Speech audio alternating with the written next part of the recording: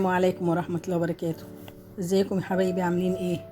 النهاردة ان شاء الله هنعمل مع بعض وصفة جديدة من وصفاتنا، من وصفات قناة عالم هنا، وهي الكبدة الاسكندراني.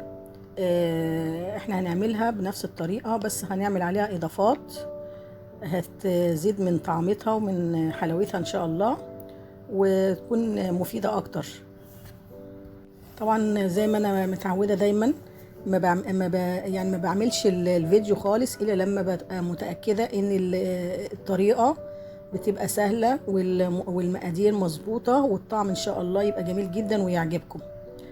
اول حاجه احنا هنجيب ان شاء الله في مقاديرنا 10 فصوص ثوم، ونطحنهم، نفرمهم يعني، او نقطعهم قطع صغيره.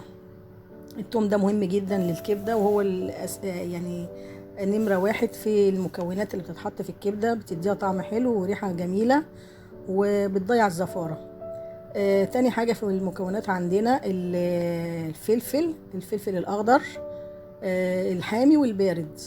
هنجيب 2 من الفلفل البارد ونقطعهم قطع صغيرة، وقرن واحد من الفلفل الحامي برضو نقطعه قطع صغيرة. ولو عندك فلفل ألوان ممكن تحطي برضو فلفل ألوان، اللي تحطي مثلا نص واحدة من الأحمر ونص واحدة من الأخضر، برضو هيديها لون وشكل وطعم وريحة وفايدة كمان.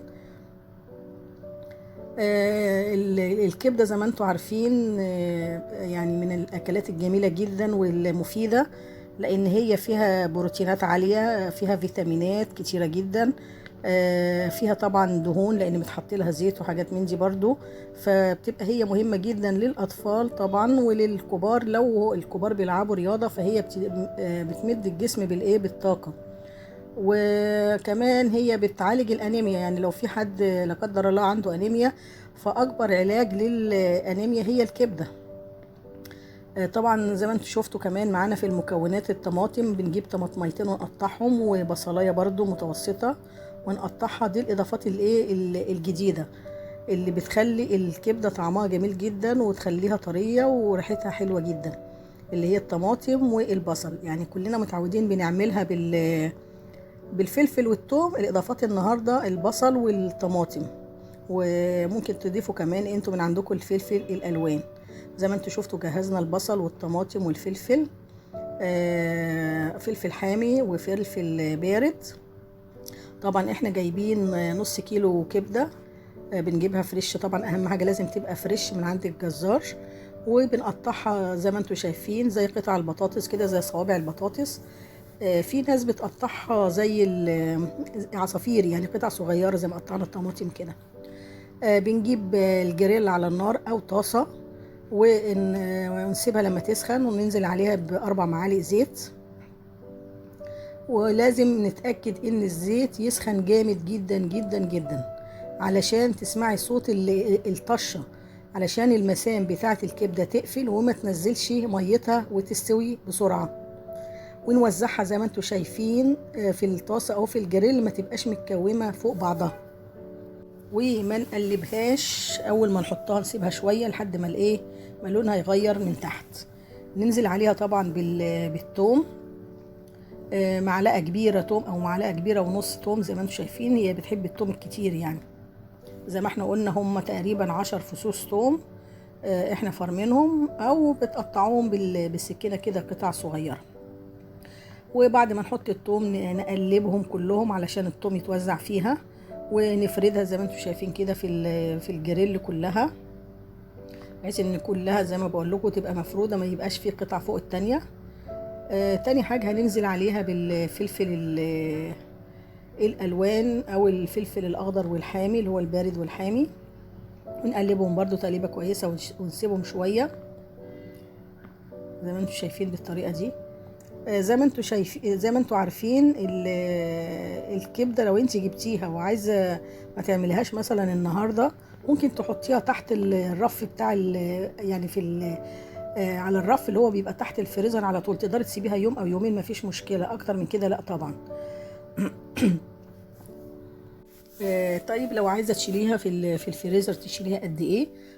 من شهرين ل4 شهور. بتقعد الكبده في الفريزر من شهرين ل4 شهور، لكن لو اكتر من كده هيبقى طبعا طعمها مش ظريف. زي ما انتم شايفين الكبده كلها لونها غير اهو، بدات اللون يفتح وتاخد شكل جميل جدا.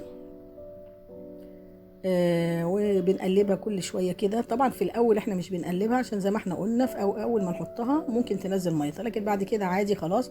مجرد ما المسام قفلت تقدري تقلبيها كل شويه بحيث انها تستوي من كل ناحيه يعني. تاني حاجه زي ما بقول لكم، زي ما قلت لكم الكبده مهمه جدا ومفيده للاطفال وللكبار طبعا. وهي فيها فيتامينات وبروتينات وبتعالج الانيميا. بس ما تكتروش منها طبعا، لان زي كل حاجه في الدنيا زي ما ليها مميزات برضو برضو ليها عيوب.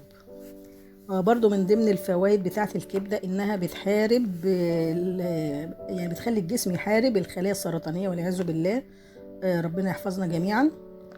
يعني ليه بقى؟ لان هي بتدي الجسم مناعه، يعني هي بتزود مناعه الجسم. وطبعا لما تزيد مناعة الجسم فالجسم طبعا يقدر يقاوم اي مرض. واخدين بالكم؟ يقاوم اي مرض، بما فيهم حتى والعياذ بالله الخلايا السرطانية. طبعا قلنا برضو ان هي بتعالج الانيميا، لان فيها زنك، فيها نحاس، فيها كروم، وكل دي عبارة عن فيتامينات مهمة جدا للجسم ولتقوية جهاز المناعة. فمن فضلكم اهتموا باكلات اولادكم علشان يطلعوا اجسامهم كويسه وعندهم مناعه كويسه. اخر حاجه بنحطها في المكونات عندنا زي ما انتم شفتوا، بعد ما حطينا البصل وقلبناه هنحط الطماطم برضو ونقلبها، ويبقى كده دي اخر مكون عندنا. فاضل التوابل بتاعتنا والليمون. دي اخر حاجه هنحطها. زي ما انتم شايفين هي خلاص الكبده كده استوت، وحطينا عليها الطماطم عشان تاخد بقى يعني تطرى. الطماطم هتخليها تطرى شويه وتاخد طعم حلو. بنغطيها كل يعني ثانيه كده، ثانيتين يا دوبك بس، وبعدين هنبتدي نحط التوابل. دي ربع معلقه فلفل اسود، دي اول حاجه معانا في التوابل. وده الكزبره وكمون، نص كزبره ونص كمون. وبعدين هنحط بقى الملح، معلقه صغيره مليانه كده ملح. كل ده على على نص كيلو، ونقلبهم كويس. وبعدين نحط عليهم عصره الليمونه كامله، ليمونه كبيره كده او ليمونتين صغيرين، ونقلبهم. من فضلكم لو عجبتكم الوصفه ان شاء الله والطريقه، من فضلكم ما تنسوش تعملوا لنا شير ولايك، واللي ما اشتركش في القناه يشترك، يعني يعمل سبسكرايب ويفعل الجرس. ويا ريت تختاروا الجرس اللي هو الغامق، اللي هو بيبقى مكتوب عليه اختيار الكل، عشان توصل لكم كل الاشعارات، ويوصل لكم كل حاجه بنقدمها وتستفيدوا، والكل يستفيد ان شاء الله.